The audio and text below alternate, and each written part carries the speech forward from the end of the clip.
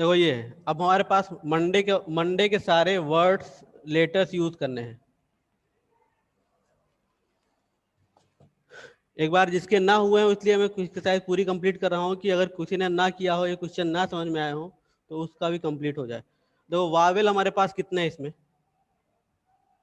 ओ है और ए है। तो अगर हमने पहली कंडीशन अगर यहाँ पर ओ फिल कर दिया, अब एक चीज और क्वेश्चन में देख लो, यहाँ पर कह रहा है रिपीटिशन अलाउड नहीं है, मतलब हम इस ओ को फिर दोबारा नहीं यूज कर सकते। एक बार ओ यूज हो गया तो खत्म।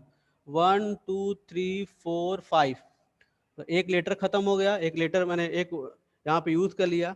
अब 5 लेटर बचे हैं और यहाँ पे 5 प्लेस बचे हैं। 5 लेटर को 5 प्लेस में भरने का मतलब 5 में 5 लेने हैं, तो फैक्टोरियल 5 हो जाएगा। अब दूसरी, ये फर्स्ट कंडीशन है, when O on the first place, जब हम ओ को पहले प्लेस पर रख रहे हो। दूसरी condition, A on the first place, A को फर्स्ट प्लेस पे रख दिया जाए, यहाँ पे ए आ जाए। अब ये फिर यूज नहीं हो सकता, मतलब ये खत्म प्लेस। अब यहाँ पर 5 लेटर्स बचे और 5 प्लेसेस बचे, तो 5p5, it is also factorial 5। फिर गया फैक्टोरियल 5। अब दो, हमारे पास दो कंडीशन हुई, तो दो कंडीशन को हम फैक्टोरियल 5, आंसर यहाँ पे फैक्टोरियल 5 प्लस फैक्टोरियल 5, या लिख सकते हैं 2 इंटू फैक्टोरियल 5, 2 और फैक्टोरियल 5 की वैल्यू रख दो, 5 4 3 2, ये हो गया 10 और 40 इंटू 6, 240 वेज, 240 आंसर हो जाएगा। फिर क्वेश्चन नंबर 10 की बात करें। एक वर्ड दिया है,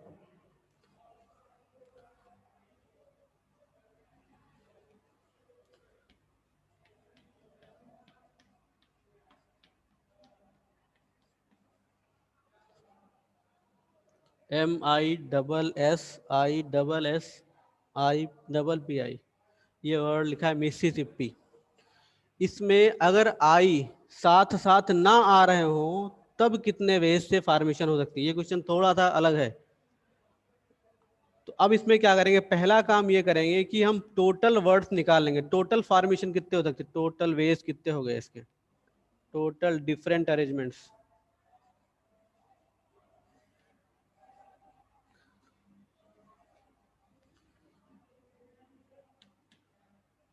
हमने काउंटिंग कर ली 1 2, हमने कहा दो चीजें चेक करनी, पहले नंबर टोटल, और दूसरी चीज है कि क्या ये रिपीटेड लेटर्स का वर्ड है कि नॉन रिपीटेड लेटर्स का वर्ड है। यहाँ दिख रहा है कि यहाँ पर लेटर्स रिपीट हो रहे हैं, कौन से, जैसे एस रिपीट हुआ 4 टाइम्स, पी रिपीट हुआ 2 टाइम्स और आई रिपीट हुआ 4 टाइम्स। तो अब यहाँ पर पहले टोटल काउंट कर लेंगे, 1 2 3 4 5 6 7 8 9 10 11, 11। और इसके बाद रिपीटेड लेटर्स, रिपीटेड में 4s हो गए, 2p हो गया और 4i हो गया।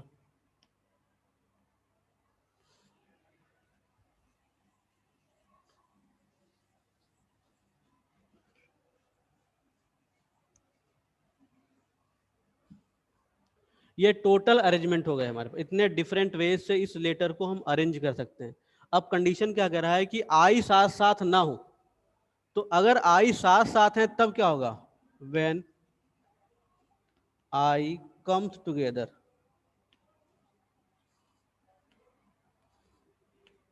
तो आई जितने हमारे पास कितने आई, 4 आई है, तो आई को साथ कर लिया, और उसके बाद रिमेनिंग लेटर्स कितने बचे, एम डबल 4 टाइम्स एस और 2 times P, M double S again double S double P. अब देखो इसे जहां पर भी रखना है एक साथ रखना है,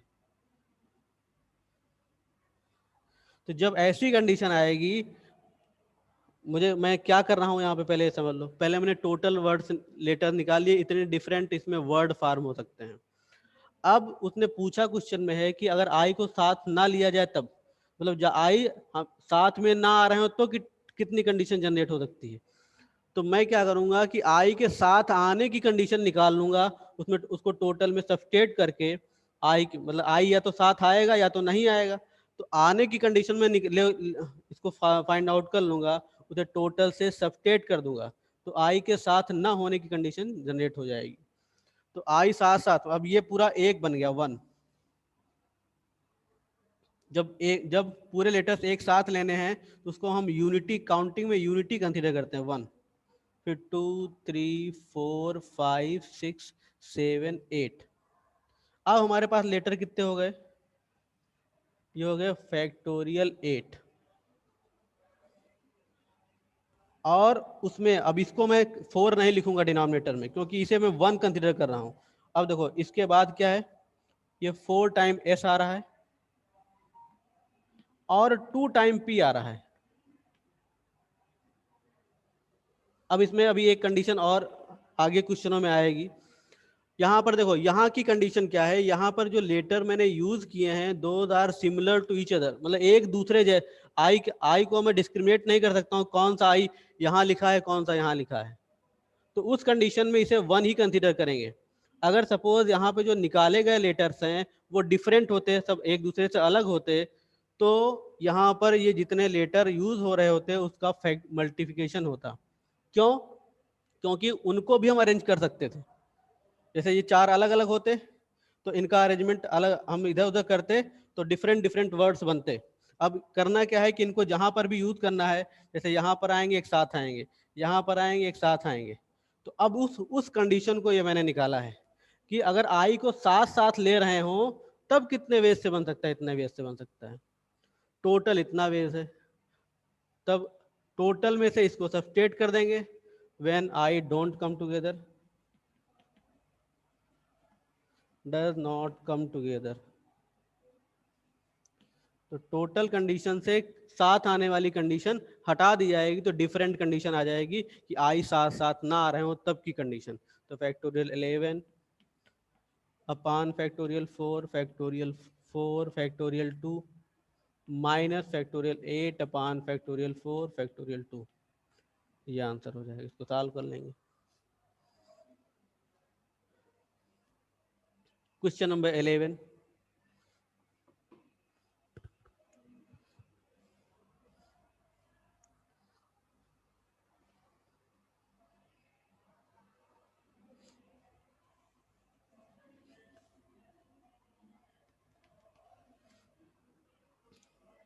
एक वर्ड उसने यूज किया है, कह रहा है क्वेश्चन नंबर 11 में, जहां पे प्रॉब्लम हो रही है किसी को भी you can ask to me. एक वर्ड है permutation.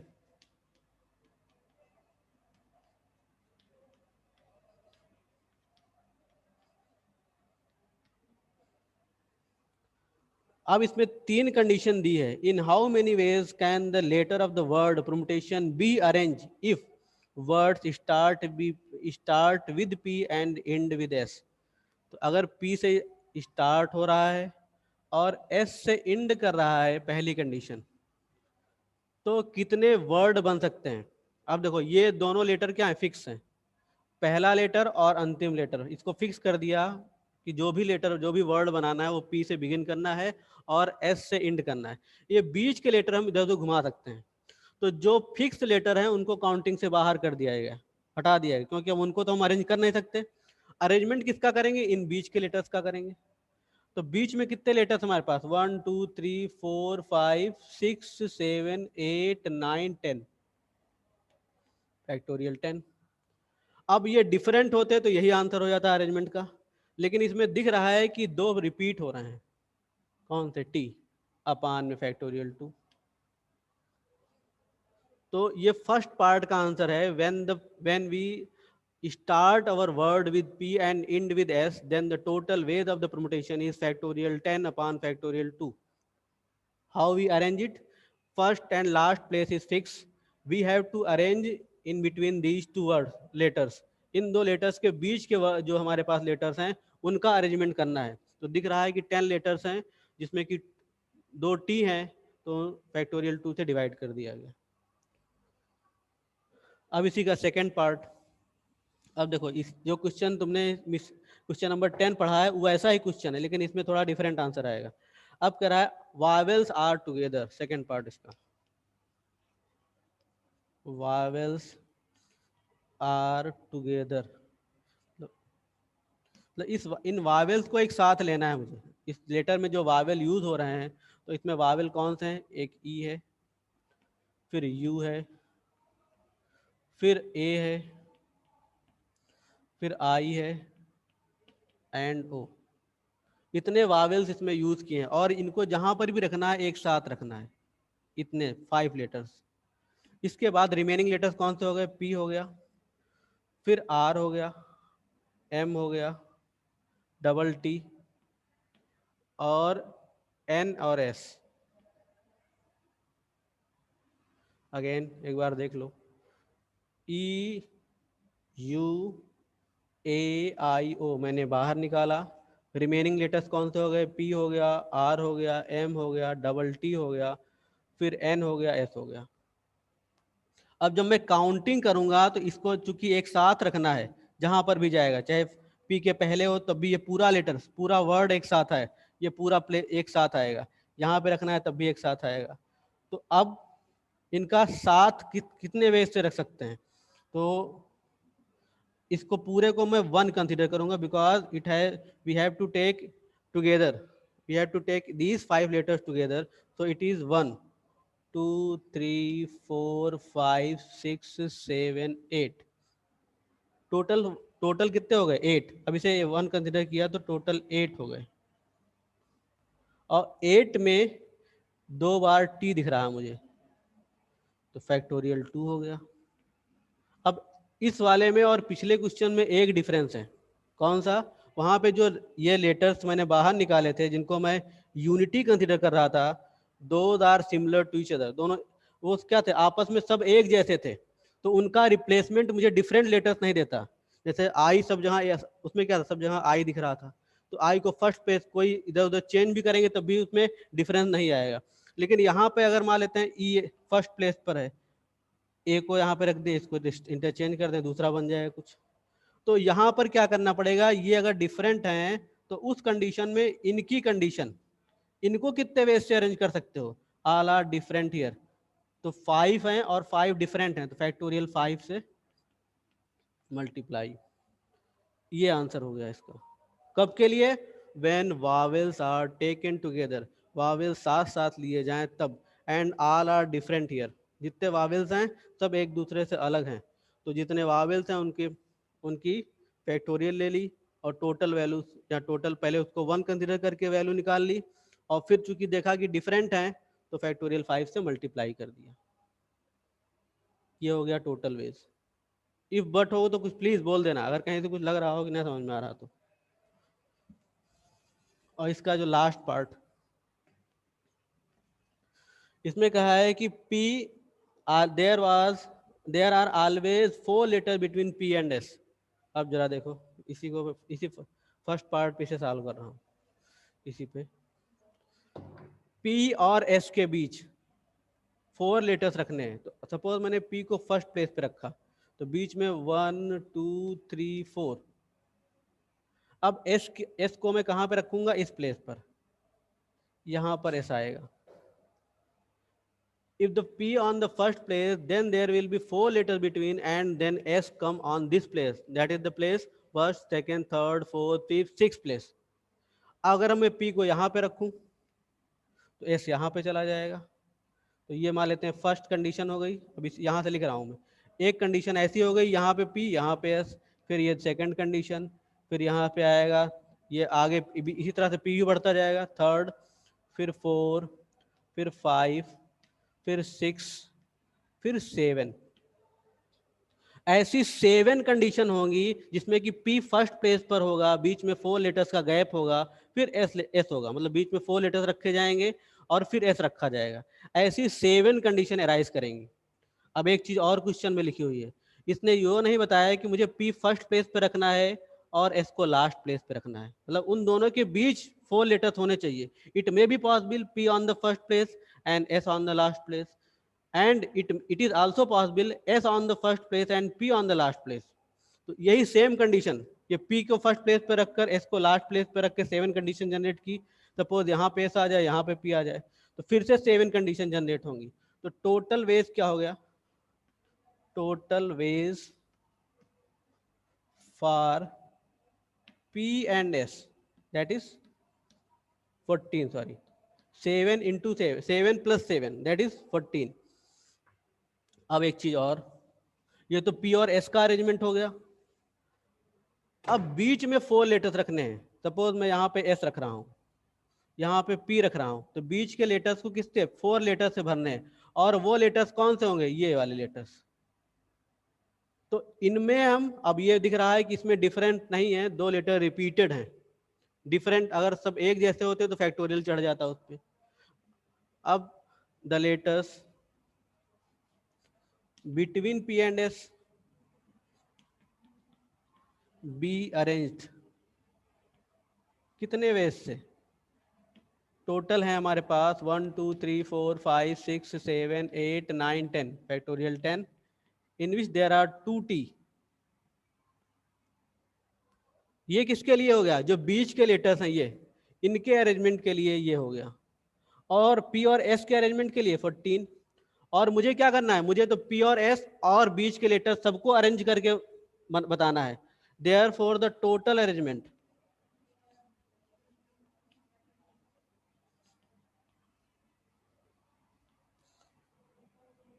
Fourteen multiplied with factorial 10 upon factorial 2, it is your answer. ये आंसर बन जाएगा। अब कुछ इफ बट हो तो प्लीज पूछ लो इस एक्सरसाइज से, फिर मैं आगे आगे टॉपिक पे आ जाता हूँ।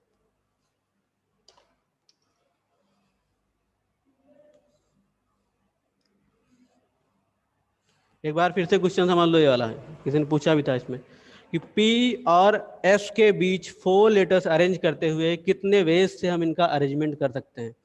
तो P फर्स्ट प्लेस पे रखा, बीच में सपोज 4 लेटर्स हैं और S, तो इन लेटर्स में कितने वेज से अरेंजमेंट बना सकते हैं? तो P first place, S last place, ऐसे अगर हम देखते जाएंगे तो 7 अरेंजमेंट दिखेंगे यहाँ पर।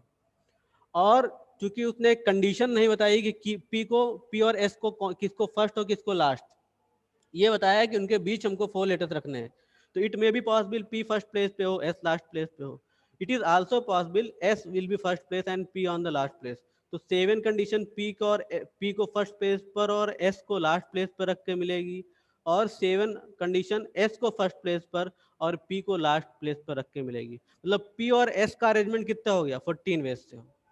अब बीच में मुझे कितने रखने हैं? बीच में 4 लेटर रखने हैं। किसमें? ये 10 में। ये जो 10 लेटर्स हैं इनको कितने वेज से हम अरेंज कर सकते हैं? तो मुझे दिखा कि यहाँ पे 2 लेटर रिपीटेड है यहाँ पे, तो इनका अरेंजमेंट कितना हो सकता है ये?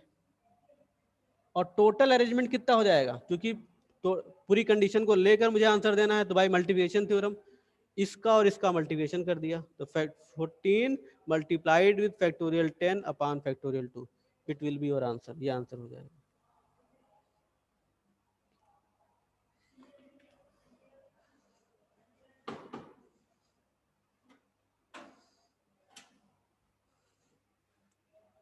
आई am just coming to next topic, that is the combination.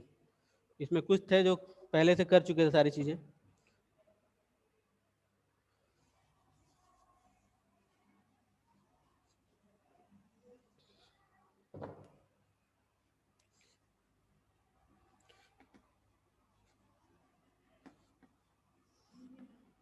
तो पहले कॉम्बिनेशन का कॉन्सेप्ट फिर से मैं थोड़ा कुछ चीज़ें रिपीट करता हूँ जो ऑलरेडी पढ़ी हुई है तुम्हारी, और उसी से मैं फार्मूला निकालूंगा। देखो, मैंने एक एग्जाम्पल दिया था कि हमारे पास सपोज 3 पर्सन्स हैं। उसी एग्जाम्पल को मैं रिपीट कर रहा हूँ यहाँ पे। 3 पर्सन्स हैं और 3 पर्सन में एक हमारे पास बेंच है, और बेंच में 2 सीटर बेंच है, 2 लोग को बैठा सकते हैं।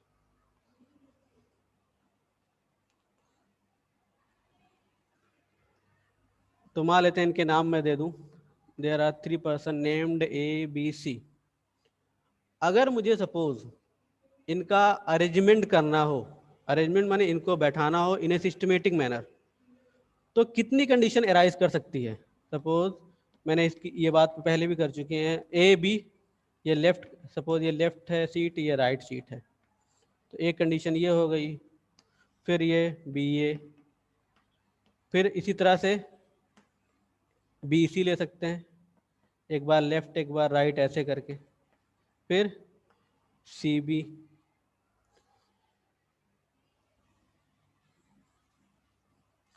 इसी तरह से ए सी का,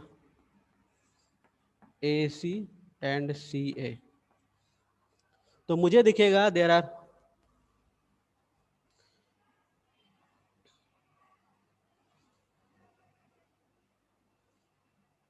यस गुप्ता जी बोलिए क्या प्रॉब्लम है आपको, बोलो सौरभ क्या दिक्कत है।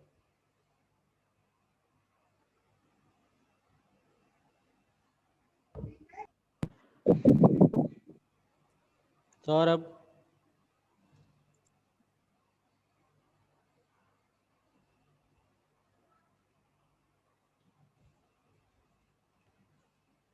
क्यों हैंड रेस कर रहे थे, क्या दिक्कत है बोलो।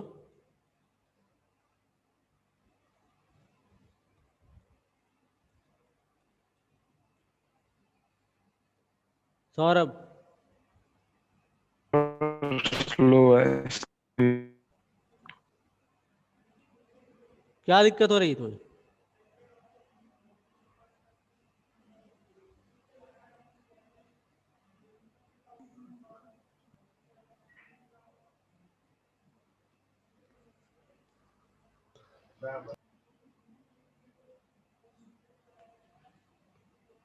बोलोगे क्या प्रॉब्लम है तुम्हें, कुछ समस्या, कुछ नहीं समझ में आ रहा है कि खाली हाथ ही उठाते हो गधे कहीं के।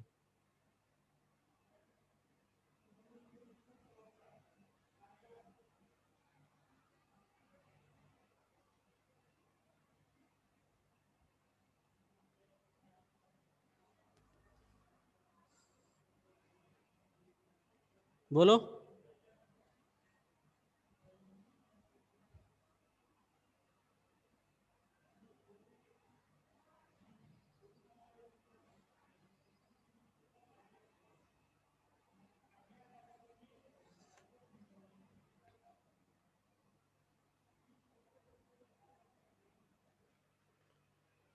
तो यहाँ पे क्या दिख रहा है मुझे, देयर आर 6 वेज।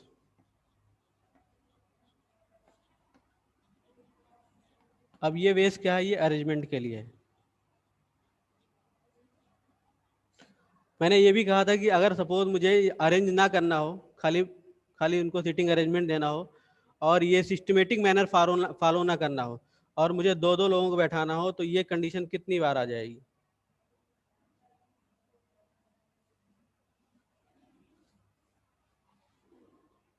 तो अगर मुझे कंबाइंड करना होता, मतलब खाली दो लोग विदाउट अरेंजमेंट,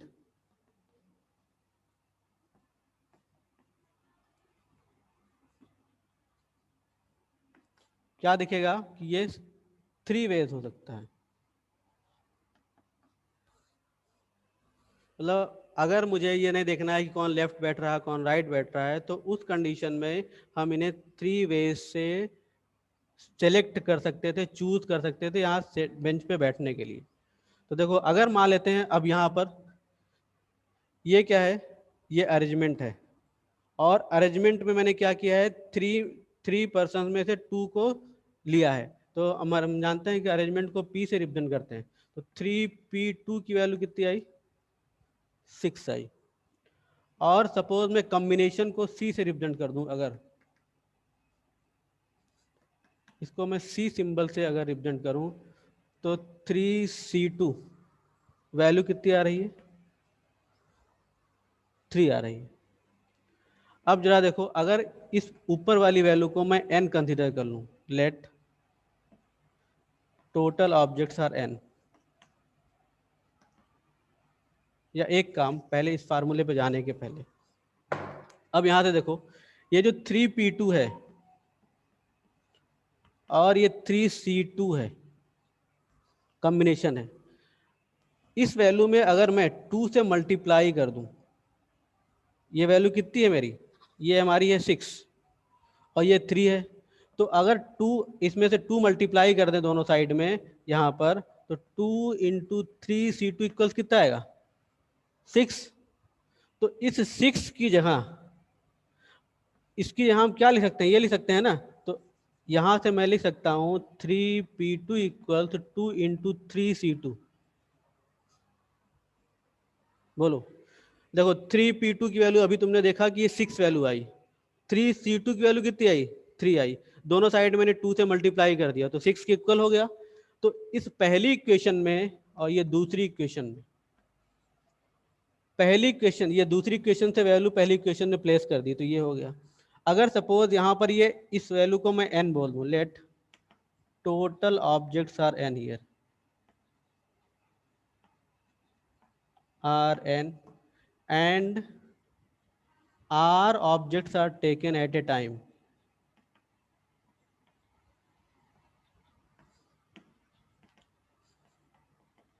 हम r ऑब्जेक्ट ले रहे हैं तो इसको रिप्रेजेंट करने का तरीका जानते हो वो क्या, कैसे लिखा जाता है वो n, इस वाले पार्ट को हम कैसे लिखते हैं। यहाँ पे क्या था 3 में से 2 ले रहे थे, अब यहाँ पे मैं क्या बोल रहा हूँ n में r ले रहे हैं तो n p r हो गया। अब एक चीज और देखो, ये वैल्यू यहाँ पे रिपीट हो रही, यहाँ मल्टीप्लाई की जा रही है तो इक्वल्स क्या हो गया एन सी आर और इसका मल्टीप्लिकेशन आर के साथ। ये व्हाट इज द, यहाँ से वैल्यू हम देख सकते हैं ये वैल्यू और ये वैल्यू इक्वल है, ये और ये इक्वल है, और जो हमारी सब स्क्रिप्ट है उसी का मल्टीप्लिकेशन किया जा रहा है। तो अगर मान लेते हैं मैं आर ऑब्जेक्ट ले रहा था तो आर का मल्टीप्लिकेशन होगा, तो ये एक फार्मूला बन गया। ये फार्मूला परम्यूटेशन फार्मूले से ड्राइव किया जाता है। अब देखो एक चीज और, इसकी वैल्यू पता है मुझे क्या होती है n माइनस आर इक्वल्स क्या हो गया r और एन सी आर। अब एक चीज और यहाँ पे देखो, ये 2 लिखो या फैक्टोरियल 2 लिखो, both are the same thing. मैंने 3 ऑब्जेक्ट के लिए लिखा तो factorial 2 is 2 into 1 that is 2 and 2 is also 2। तो हम चाहें तो यहाँ पे फैक्टोरियल चढ़ा सकते थे। बहरहाल अब यहाँ पे 3 ऑब्जेक्ट पर था इसलिए यहाँ पे कंडीशन फैक्टोरियल 2 और 2 की वैल्यू सेम है, लेकिन हर पे नहीं होगा तो वहाँ पे दूसरी वैल्यू, वहाँ पे वैल्यू दिखेगी तुम्हें और ऑब्जेक्ट हम लेंगे तो इसी तरह से यहाँ पर क्या सकते हैं फैक्टोरियल आर मैं लिख सकता हूँ, यहाँ भी फैक्टोरियल आर हो गया। तो एन सी आर की वैल्यू क्या हो गई factorial N upon factorial R N minus R. It is the formula for, एक कॉम्बिनेशन का फार्मूला है।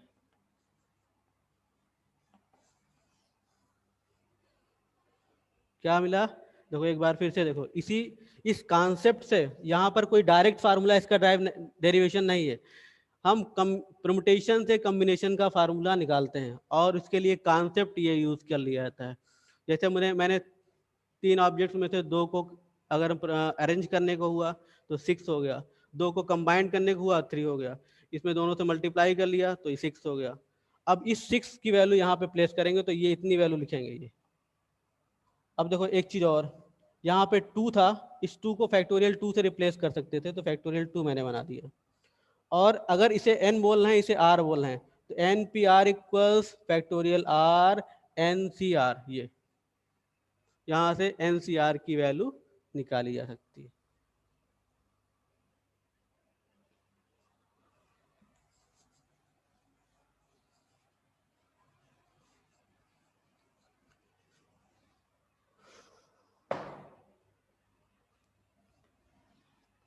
इसमें कुछ रूल्स हैं। फर्स्ट, पहला रूल ये है कि एन सी आर और N C N minus R की वैल्यू सेम होती है। कैसे? एन सी आर का फार्मूला तुमने निकाल लिया कितना